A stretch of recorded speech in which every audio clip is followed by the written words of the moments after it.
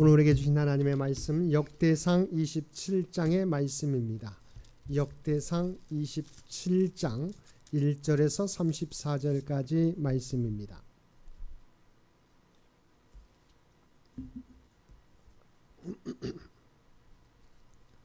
역대상 27장 1절에서 34절까지 우리 주신 말씀 한 절씩 교독합니다. 이스라엘 자손의 모든 가문의 우두머리와 천부장과 백부장과 왕을 섬기는 관원들이 그들의 숫자대로 반이 나누이니 각 반열이 24,000명씩이라 1년 동안 달마다 들어가며 나왔으니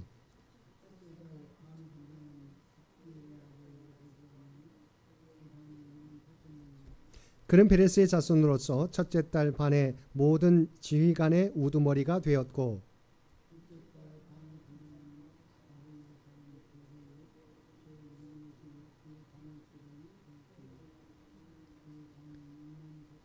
셋째 달 군대의 셋째 지휘관은 대제사장 여호야다의 아들 브나야요 그의 반에 24,000명이라.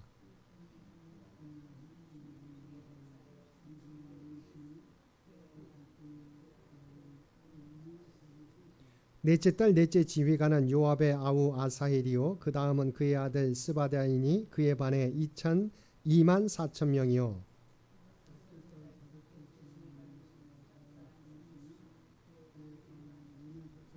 여섯째 달 여섯째 지휘관은 두고와 사람 이게스의 아들 이라이니 그의 반에 24,000명이요.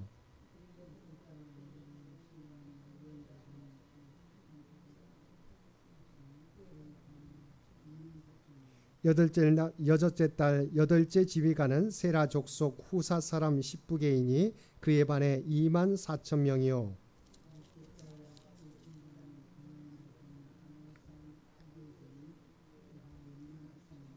열째 달 열째 지휘관은 세라 족속 누도밧 사람 마하레이니 그의 반에 24,000명이요.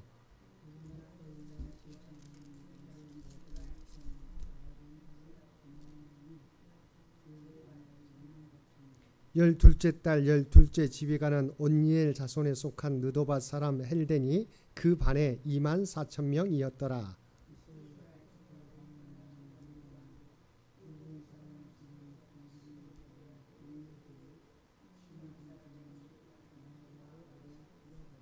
레위 사람의 지도자는 구므의 아들 하사바요 아론 자손의 지도자는 사독이요.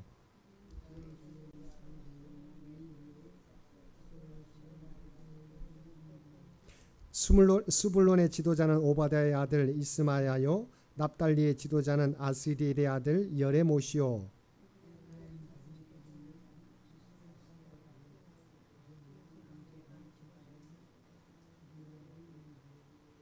길앗에 있는 므낫세 반지파의 지도자는 스가랴의 아들 이또요 베냐민의 지도자는 아브넬의 아들 야하시엘이요.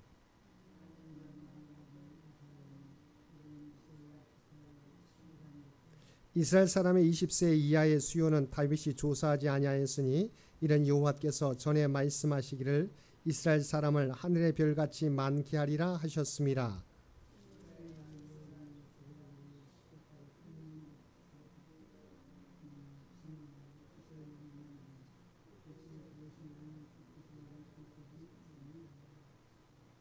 아디엘의 아들 아스마웻은 왕의 곡간을 맡았고 우시아의 아들 요나단은 밭과 성읍과 마을과 망대의 곡간을 맡았고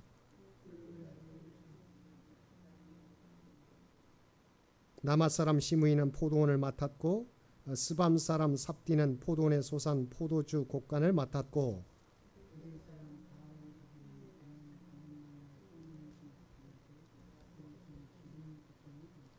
사론 사람 히드레는 사론에서 먹이는 솥대를 맡았고 아들레의 아들 사밧은 골짜기에 있는 솥대를 맡았고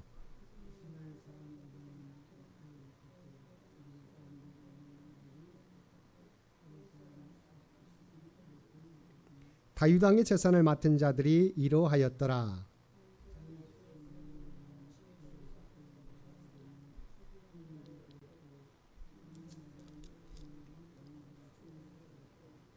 아이도벨은 왕의 모사가 되었고 아렉 사람 후세는 왕의 벗이 되었고 분하의 아들 요야다와 아비아다는 아이도벨의 뒤를 이었고 요압은 왕의 군대 지휘관이 되었더라. 아멘. 오늘도 말씀과 기도로 목요일 하루를 시작하는 모든 성도들 가운데 하나님의 놀라운 은혜가 언제나 함께하여 주시기를 주님의 이름으로 간절히 축원드립니다. 오늘 살펴볼 말씀은 역대상 27장의 말씀입니다.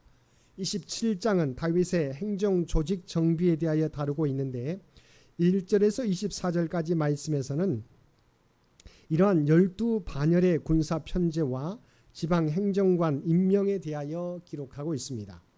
그 가운데 1절에서 15절은 이스라엘 각 지파의 족장, 천부장, 백부장, 왕실 관리를 24,000명씩 12반열로 나누어 한 해에 한 달씩 조대로 돌아가며 이스라엘을 방비하게 한 사실을 기록하고 있습니다. 2절과 3절을 보면 정월에 이스라엘의 방위를 책임진 군대 반장은 야소보암인데 그는 베레스의 자손이라고 하였습니다. 그래서 베레스는 유다와 그의 며느리 다말 사이에서 태어난 자녀입니다.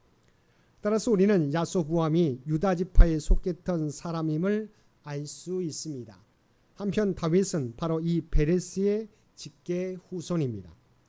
결국 다윗과 야소보암은 모두 유다 지파에 속했을 뿐 아니라 같은 조상의 후손으로 혈연적으로도 매우 가까운 사이였음을 알 수 있습니다. 그의 인명은 단지 혈연적으로 가까웠기 때문이 아니었습니다. 역대상 11장을 보면 야소보암은 다윗의 30인의 용사로 알려진 사람들 가운데 첫째가는 인물로서 한 번에 적군 300명을 쳐 죽일 정도로 용맹하였을 뿐 아니라 자신의 목숨을 돌보지 않고 다윗을 섬길 만큼 충성심도 강했던 인물로 기록되어 있습니다. 따라서 그가 1년 중 가장 중요한 달인 정월에 국가 방위의 책임을 맡은 것은 단지 그가 유다 지파이기 때문만이 아니라 그의 합당한 인품과 능력을 갖추고 있었기 때문이었음을 알 수 있습니다. 곧 그는 혈연적으로도 훌륭한 가문 출신이었을 뿐 아니라 인품과 능력 또한 그 이름에 부끄럽지 않은 명실상부한 다윗의 용사였던 것입니다.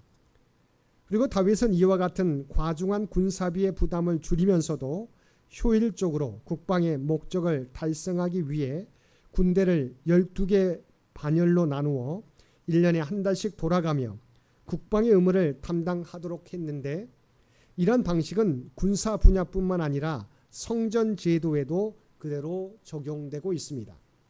곧 다윗은 제사장과 레위인들을 24반열로 편성하여 제사와 찬송 그 외의 모든 성전 업무들을 관장토록 함으로써 성전 제도의 효율을 극대화하였던 것입니다.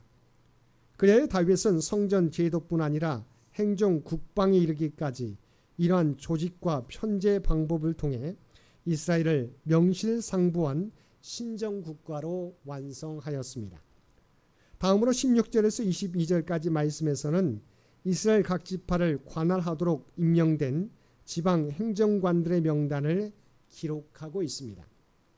여기서 특기할 만한 사실은 레위 지파는 특별한 지역을 할당받지 않았음에도 불구하고 2명의 행정관이 있었다는 것입니다.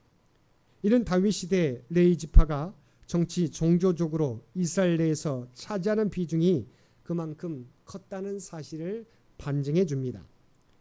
23절과 24절은 다윗의 인구조사가 미완료된 상태로 종결된 사실을 추가로 기록하고 있습니다. 저자가 이 사실을 여기에 추가로 기록한 것은 다윗의 인구조사 행위가 잘못된 행위이기도 하지만 그 와중에서도 다윗이 20세 이하는 계수하지 않는 등 나름대로 모세의 법을 준수하려 했다는 것과 이스라엘 하늘의 별과 같이 많아지게 하리라는 하나님의 약속에 대한 믿음이 있었음을 부각시키기 위함이었을 것입니다. 25절에서 34절까지 말씀은 왕실 국고 및 재정관리 담당자와 다윗의 최측근의 명단을 기록하고 있습니다. 그 중에 25절에서 31절까지는 왕실 국고 및 재정관리 담당자의 명단을 기록하고 있습니다. 다음으로 32절에서 34절까지에서는 다윗의 최측근에서 다윗을 여러 가지로 보좌한 자들의 명단을 기록하고 있습니다. 32절을 보면 다윗의 숙부 요나단은 지혜가 있어서 모사가 되며 서기관도 되었고라고 하였습니다. 그래서 요나단이 모사와 서기관이 되었다는 것은 그가 학문과 지혜에 능한 자로서 정치와 종교, 법과 행정 등에 두루 능했음을 암시하는 것이라고 할 수 있습니다. 물론 33절에 아이도벨이라는 또 다른 모세가 나오는데 그는 주로 군사와 병법에 능한 자였습니다. 반면 요나단은 비단 군사뿐 아니라 정치나 종교, 행정 등 국정 전반에 걸쳐 두루 능했으므로 서기관과 더불어 다윗의 모사 역할을 했었음을 짐작할 수 있습니다. 여기서 우리가 주목할 점은 다윗처럼 성령의 영감을 받아 지혜와 용맹이 뛰어나고 군사적으로도 밝은 사람도 주위에 이처럼 여러 모사와 상담자를 두고 통치했다는 사실입니다. 이는 성경에서 말씀하는 지혜와 카리스마는 독단적으로 모든 것을 판단하고 해결하는 것이라기보다는 주위 사람들의 지혜를 모아 가장 선한 것을 택할 줄 아는 분별력과 판단력에 보다 더 가까운 것이라는 사실을 말해줍니다. 다시 33절을 보면 아이도벨은 왕의 모사가 되었다고 하였습니다. 그러면 32절에 나오는 다윗의 또 다른 모사인 요나단과 아이도벨의 차별성은 무엇이었습니까? 그것은 요나단은 다윗의 숙부로서 다윗 왕과는 인척 관계에 있지만 아이도벨은 그렇지 않다는 것입니다. 따라서 이를 보면 아이도벨은 요나단에 비해 오직 지혜와 능력으로 그 자리에 올랐다고 볼 수 있습니다. 이는 그가 다윗을 배반하여 압살롬 진영에 가담했을 때 다윗을 공격하기 위해 내놓는 책략이 매우 뛰어났다는 사실을 통해서도 잘 알 수 있습니다. 그러나 아이도벨에게는 결정적인 결함이 있었습니다. 그것은 바로 그에게는 진정으로 하나님을 경외하는 마음이 없었다는 것입니다. 이는 그가 다윗의 최측근으로서 누구보다 다윗의 인품을 잘 알고 있었고 그를 향한 하나님의 언약 또한 알고 있었을 텐데도 압살롬의 수려한 외모와 함께 당시의 민심만을 보고 쉽게 다윗을 배반했던 것을 보면 잘 알 수 있습니다. 더구나 그가 다윗을 배반한 후 압살롬에게 제일 먼저 내어놓은 계략은 압살롬으로 하여금 붙인 다윗의 후궁들을 범하게 하는 것이었습니다. 물론 이는 당시 정복자들의 일반적인 수법이었습니다. 그러나 이는 진정 하나님을 경외하고 사람에 대한 예의를 아는 자라면 도저히 생각할 수 없는 악한 계략이라고 할 수 있습니다. 따라서 이를 보면 그는 지혜는 있으되 하나님을 경외하는 신령한 지혜는 없었던 인물이 분명하다고 할 수 있습니다.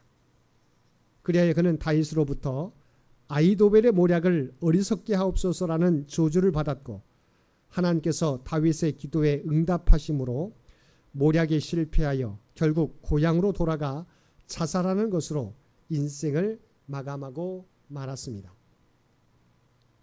따라서 이는 오늘 우리에게 지식보다 지혜가 나은 것이로되 그 지혜 역시 하나님을 경외하는 신령한 지혜가 없다면 오히려 함정이 되어 돌아올 수 있다는 사실을 교훈해 주는 것이라고 할 수 있습니다. 이와 같이 다윗은 혼자서 나라를 다스린 것이 아니라 적재적소에 필요한 사람들을 배치하여 한 마음으로 나라를 세워갔던 것입니다. 여기에서 우리는 하나님 나라는 혼자 힘으로 이루어갈 수 있는 것이 아니라 함께 이루어갈 수 있는 것임을 알 수 있습니다. 오늘도 우리에게 주어진 믿음의 공동체에서 서로를 귀하게 여기며 소수만이 아니라 모든 성도들이 한마음 한뜻으로 하나님 나라와 믿음의 공동체를 합력하여 세워가는 우리 모든 성도들 되시기를 주님의 이름으로 간절히 축원드립니다. 함께 기도드리겠습니다. 사랑과 은혜가 충만하신 아버지 하나님, 우리 모두도 하나님을 경외하는 지혜를 가지고 살아가게 하여 주옵소서. 그리고 하나님의 나라와 주님의 몸된 공동체를 소수의 열심과 능력으로는 세워갈 수 없다는 사실을 깨닫고 모든 성도들이 함께 힘을 모아 세워가는 저희들 되게 하여 주옵소서. 오늘 또 이 나라와 이 민족을 기억하여 주시고 오직 하나님의 뜻 가운데 통치하시고 인도하여 주옵소서. 지난 100년 동안 창현교회를 지켜주신 아버지 하나님, 이제 다음 선교 100년을 준비해가는 창현재단이 되게 하여 주옵소서. 또한 창현의 가족들을 기억하여 주시고 그들의 가정과 직장과 사업과 사랑하는 자녀들의 앞길 가운데 늘 형통함으로 인도하여 주시기를 원합니다. 특별히 육신의 연약함 가운데 있는 주의 백성들을 기억하여 주시고 그들이 주님을 의지하며 간구하며 나아가게 될 때 그들 가운데 하나님의 놀라운 치유와 회복의 역사, 마음의 평안과 하나님 나라의 소망을 가득 차게 하여 주시옵소서. 또한 우리 믿음의 자녀들이 하나님께 대한 믿음을 잃어버리지 않게 도와주시고 오직 하나님이 주신 꿈과 비전을 하나님의 지혜와 능력을 가지고 준비하며 나가게 될 때 하나하나 성취하며 하나님의 영광과 뜻을 드러내는 귀한 자녀들 모두 되게 하여 주옵소서. 2026년의 하반기도 주님과 동행함으로 말미암아 하나님의 뜻을 하나하나 성취해가는 저희 모두가 되게 하여 주옵소서. 오늘 또 우리 모두에게 복된 하루를 허락해 주신 것 진심으로 감사드립니다. 날마다 주님과 동행하며 살아가는 우리 모두가 되게 하여 주옵소서. 또한 우리가 하나님의 구원받은 백성이라고 하는 정체성을 가지고 이 세상 가운데 구별된 삶을 통해서 하나님의 영광 나타나게 하여 주옵소서. 오늘도 우리가 발을 딛고 살아가는 삶의 현장 가운데 그리스도의 아름다운 향기와 선한 영향력을 나타내며 살아가는 우리 모두가 되게 하여 주옵소서. 이 모든 간구 우리를 구원하여 주신 예수님의 이름으로 간절히 기도드리옵나이다. 아멘.